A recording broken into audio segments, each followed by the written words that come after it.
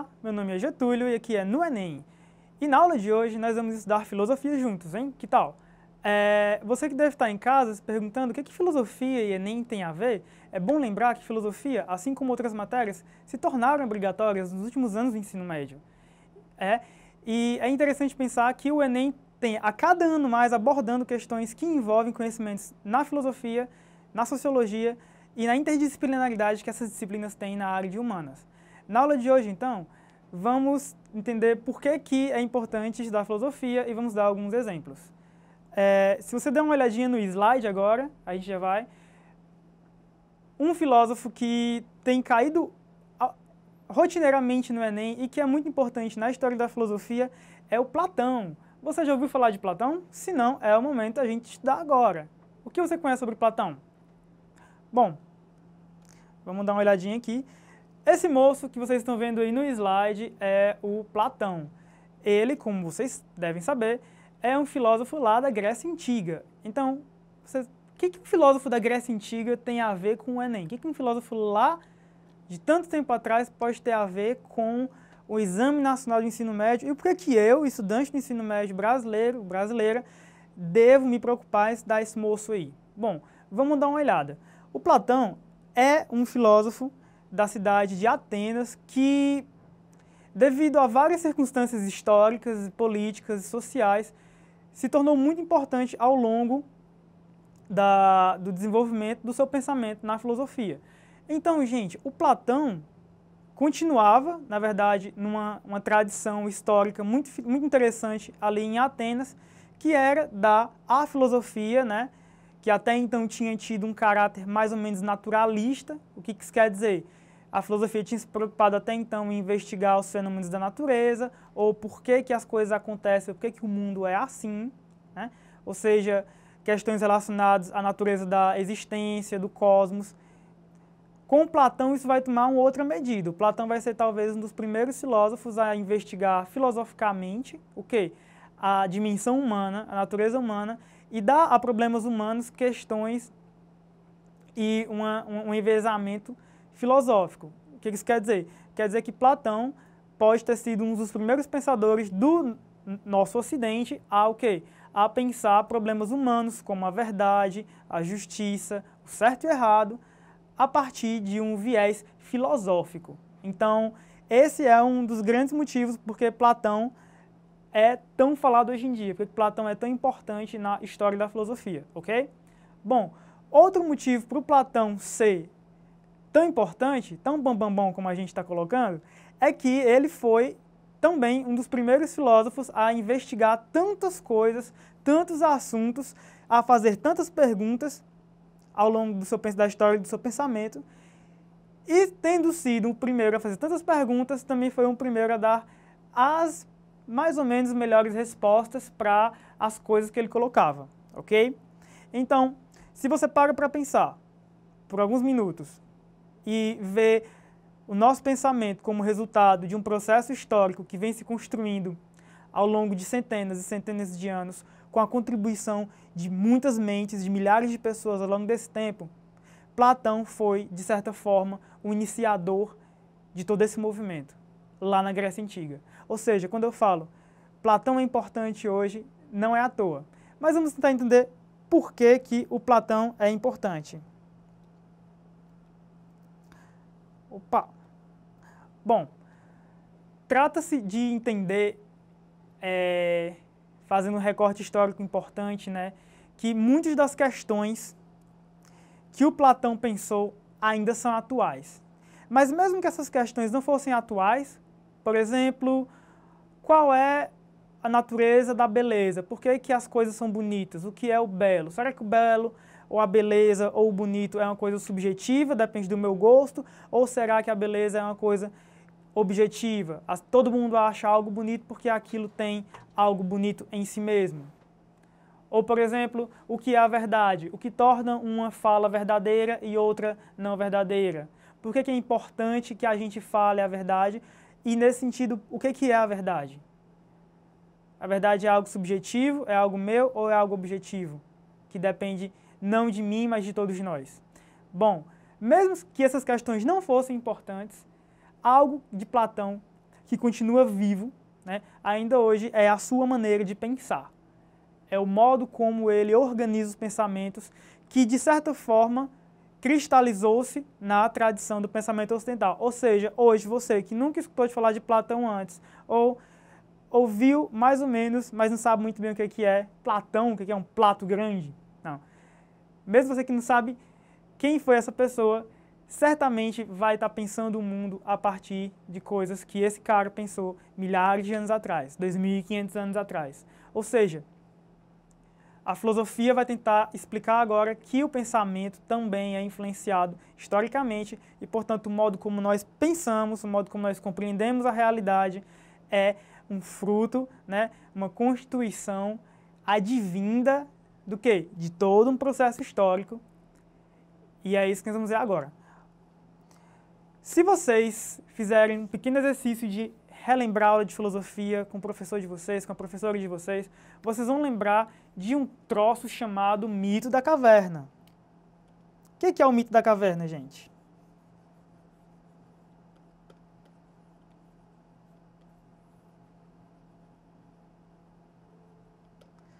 Ora, a gente lembra lá da primeira aula de filosofia que o mito é uma coisa, a filosofia é outra. Que o mito é uma explicação mágica da realidade e a filosofia é a tentativa de racionalizar a experiência humana e dar explicações racionais para os fenômenos que acontecem tanto na natureza como dentro de nós. Mas isso aconteceu, essa separação entre mito e filosofia aconteceu mais ou menos alguns séculos antes de Platão, né? Antes de ele pensar, antes de ele fazer a filosofia dele e, portanto, influenciava ele também. Mas a questão é que o Platão ele era muito sabido, então ele sabia que para levar a filosofia dele para outras pessoas, para comunicar a filosofia dele para outras pessoas, era importante o quê? Era importante que ele soubesse contar essa filosofia, era importante que ele soubesse dizer uma história que as pessoas pudessem compreender, ok? Então, o que ele fez? Ele criou, num livro que ele chama A República, no seu livro 7, né? Ele dividiu o livro dele em livros, ele criou esse mito para tentar explicar algo que é muito importante, que é a teoria das ideias de Platão, que é o que nós vamos ver daqui a pouco. A questão é, por enquanto, por que o mito é uma linguagem escolhida por Platão? Ora, contando uma história, a gente atrai as pessoas, a gente senta em torno da fogueira e fala alguma coisa, e as pessoas se tornam interessadas no que você está contando. Então, Platão poderia passar horas e horas dizendo, olha, eu penso isso, eu penso aquilo, e as pessoas poderiam não se interessar. O que ele fez, então? No livro dele, ele escreveu uma história que explicava por si mesma o que ele estava querendo dizer. A ideia que estava por trás do pensamento que ele estava oferecendo àquelas pessoas, àquela comunidade. E isso tem totalmente a ver com algo que vocês podem perceber quando a gente fala de Platão, que é o seu estilo. Quando você pega um livro de um filósofo hoje em dia, de um filósofo brasileiro, de um filósofo americano, de um filósofo francês, você vai perceber que o texto dele ou dela está escrito de uma forma muito clara, muito objetiva e às vezes meio chato também. Por que o texto está escrito assim? Ele está escrito em forma de tese, né? Ele está escrito em forma de um texto argumentativo, com introdução, desenvolvimento e conclusão. Então, é um formato muito engessado, ou seja, se eu escrevo uma coisa no meu livro de filosofia, esse livro pode chegar a uma pessoa que nem sabe quem eu sou, que nem sabe o que eu penso, pode ler aquilo que está escrito daquele jeito e entender de outra maneira, ou seja, a gente sabe que a linguagem é muito importante, mas que, apesar de ela ser o único meio que nós temos de nos comunicar, ela oferece muitos riscos. A mensagem que eu envio para você pode, né, chegar deturpada ou pode nem chegar, de repente. Então, esse problema também diz respeito aos livros, ou seja, se você pega um livro, e talvez você saiba bem que experiência é essa, se você pega um livro, abre ele, lê aquela página e fica pensando, meu Deus, o que isso quer dizer? Você não entendeu o que o livro quer dizer. Porque está difícil, ou porque está escrito de uma forma que talvez o autor não soubesse explicar, talvez o filósofo escrevesse mal. E aí? E se o filósofo não souber explicar a si mesmo pela escrita, o que ele vai fazer? Então, o Platão, seguindo o que o mestre dele pensava, que mestre era esse? O Sócrates, ele dizia assim, olha, escrever é um risco. O Sócrates, inclusive, ele nem escrevia, ele não deixou nenhum livro escrito, porque para o Sócrates, a filosofia só era possível através do diálogo. A filosofia só era possível através do contato entre duas pessoas que conversavam. Então, o que acontece é que o Sócrates decidiu não escrever, mas a presença dele em Atenas, né, todo o movimento que ele fez durante sua vida em Atenas foi um impacto tão forte sobre a vida daquela cidade que o Platão decidiu ele mesmo se tornar um filósofo, né, e desenvolver a partir dele mesmo as questões que o Sócrates deixou em aberto, ou com a sua curiosidade suscitada pelo contato com Sócrates, o pensamento de Platão levou a novas respostas e, posteriormente, a novas perguntas, criando uma teoria, afinal, independente da de Sócrates. A questão é que o Platão escolhe, vendo aí no slide, o diálogo como estilo para a sua expressão filosófica por um motivo muito simples. Em textos como o Banquete, o Fédon,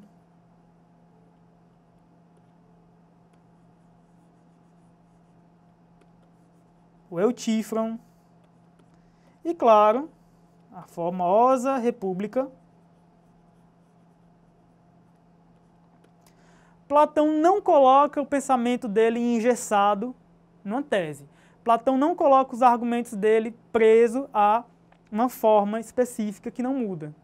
Platão divide os argumentos dele, as razões dele, entre as personagens que interagem, e a partir do diálogo entre essas personagens, ele desenvolve o que ele queria dizer, o pensamento dele, a teoria dele, que afinal é o que está por detrás não só daquele livro, mas do pensamento dele.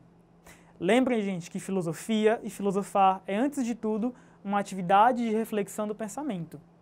Se a filosofia é uma atividade de reflexão do pensamento, ela não pode se reduzir a um texto escrito. Cabe salientar que o texto escrito continua sendo a principal mídia de comunicação que a filosofia tem através do tempo. Se não fosse o texto escrito, eu não poderia estar falando de Platão, ou de Descartes, ou de Hobbes, ou de Hannah Arendt, ou de vários outros filósofos e filósofas ao longo da história da humanidade. O Platão não está dizendo que é para rasgar os livros, ou que é para não escrever ou não ler, não. Ele está dizendo que a leitura e a escrita são a única coisa que nós temos para acessar a filosofia de outras pessoas. Mas isso não deve, né, dar a ideia de que a filosofia acabou, de que nós não temos mais nada que pensar. A gente tem que pensar sim. E a filosofia é esse movimento, o movimento de inquietação do pensamento que busca dar respostas para a nossa realidade, para os nossos problemas. Mas, dito isso, cabe colocar que as teorias de Platão estão vivas até hoje por causa da sua importância, por causa da sua originalidade e certamente por causa da sua complexidade. Bom, vamos ver. As principais teorias de Platão, né, se adequam em questões sobre a verdade,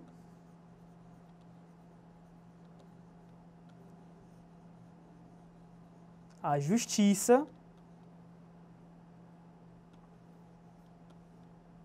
e a beleza. Essas três coisas, para Platão, dizem respeito ao que ele entendia como o bem. Mas como assim? O bem e o mal, como coisas que lutam entre si? Não é bem assim. Platão não pensava na existência, na realidade, como uma luta entre o bem e o mal.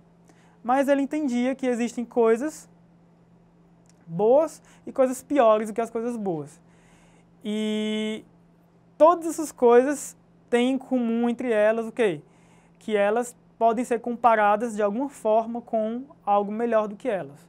Então todas as coisas, todos os sentimentos, todas as pessoas, todos os animais, todos os objetos, afinal, todo o total da realidade pode ser colocado em, de alguma maneira, grau de comparação com a ideia da excelência, do bem ou do máximo que uma coisa pode ser. Ou seja, essa ideia de bem platônico não é exatamente a ideia de bem moral, né, sobre o que se é certo a se fazer, mas a ideia de perfeição existencial, a ideia de quanto mais uma coisa é, melhor ela é.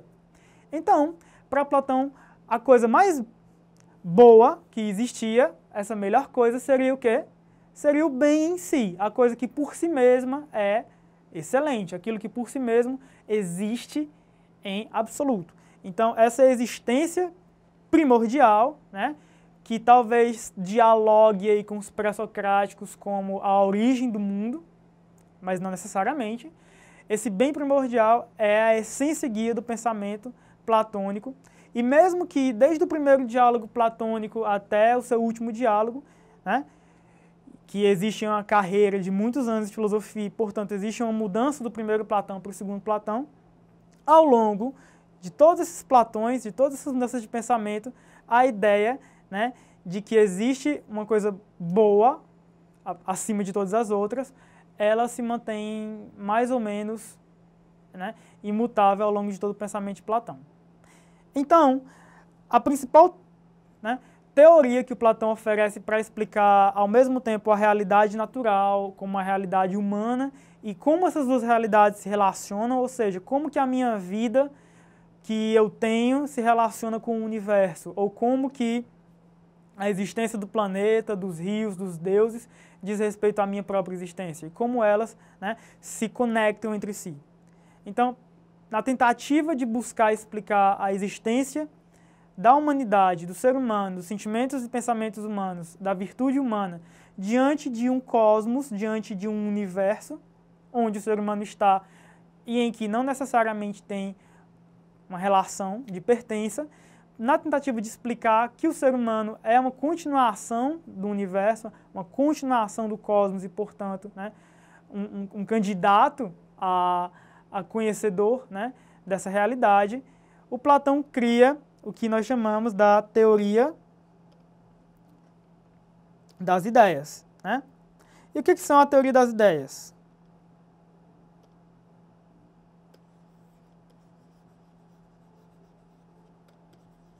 Dá uma olhadinha no slide, que vocês vão ver. Quando a gente fala em ideia, a gente pensa basicamente, ah, meu Deus, eu tive uma ideia, e isso é uma solução que você tinha para um problema. Só que ideia, em Platão, tem a ver com a palavra grega eidos, que significa imagem, ou, melhor traduzindo, significa forma, ou seja, o formato de uma coisa. Aí o Platão, às vezes, se perguntava, gente, será que eu posso dizer que existe uma pessoa bonita no mundo? Será que eu posso dizer que existe um vaso bonito no mundo? E, afinal de contas, será que eu posso dizer que existe um cavalo bonito no mundo? Esse é o meu cavalo, tá, gente? Quando ele perguntava isso para as pessoas, na discussão na Ágora, ele colocava a personagem de Sócrates para perguntar às outras. Será que eu posso afirmar que existe a beleza? Será que eu posso afirmar que essas coisas são bonitas? As pessoas diziam, sim, Sócrates, você pode dizer que essas coisas são bonitas. Aí o Sócrates, né, essa personagem do Platão, nesse momento, perguntava, ora, se eu posso afirmar que tais coisas são bonitas, o que existe em comum entre um cavalo, uma pessoa e um vaso, para que essas três coisas distintas e, de certo modo, incomparáveis entre si, sejam bonitas? A pessoa ficava assim. Sócrates, eu tenho que trabalhar, tenho que resolver alguma coisa agora, não vou te responder, mas claro que tem a ver, né? Claro que as coisas são bonitas. Ou, às vezes, ele mudava o argumento. O que é a coragem? O que é a virtude? O que é a justiça? Né? Que é o principal tema do livro A República. Buscando a essência dessas coisas que interessavam, que importunavam o pensamento, que o inquietavam e o levavam a pensar o que essas coisas eram, o Platão criou a teoria de que tudo que existe no mundo é uma consequência lógica e natural de algo mais perfeito. Ou seja, tudo que é bonito no mundo, tudo que é bom no mundo, ou tudo que é justo no mundo, é uma consequência natural, ou, como ele diz nos livros dele, uma cópia de uma coisa bonita, de uma coisa verdadeira e de uma coisa justa no mundo. Ou seja, o Platão criou a teoria de que para cada coisa que existe no mundo existe uma forma, existe uma ideia, e todas as coisas que existem individualmente são cópias, né, que participam parcialmente dessa ideia perfeita. Ou seja, neste mundo em que estamos, este mundo que cabe aos nossos sentidos, ao nosso tato, ao nosso paladar, ao nosso olfato, à nossa visão e à nossa audição, tudo isso que nós sentimos e absorvemos da natureza, tudo isso não pode, por motivos lógicos, ser perfeitamente o que essas coisas são. Ou seja, explicando isso de forma melhor, nenhuma pessoa bonita no mundo será o que a beleza é. Ela não será totalmente bonita, ela não será 100% bonita. Nenhuma verdade será 100% verdadeira, nenhuma justiça será 100% justa, né? Senão que serão cópias imperfeitas da verdadeira beleza, da verdadeira verdade e da verdadeira justiça. Então, o que o Platão acaba por criar é a divisão entre dois mundos. Um mundo inteligível, que é alcançado pela inteligência, e um mundo sensível, que é alcançado pela sensibilidade, pelos nossos sentidos. Então, se, por exemplo, se vocês virem uma questão como essas, né, na prova de Enem, vocês veem uma imagem que diz abaixo, na pergunta: no centro da imagem, o filósofo Platão é retratado apontando para o alto.